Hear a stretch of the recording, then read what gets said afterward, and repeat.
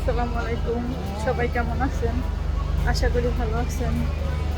আমি আজকে কমলাপুর রেল স্টেশনে, দেখেন বন্ধুরা,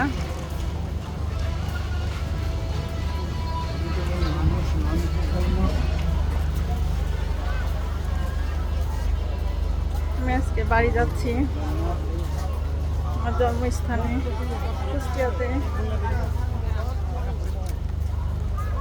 ভালো থাকবেন বন্ধুরা।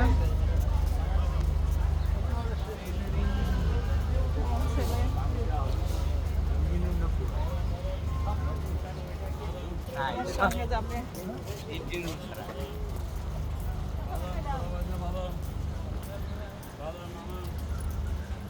ভালো থাকবেন বন্ধুরা।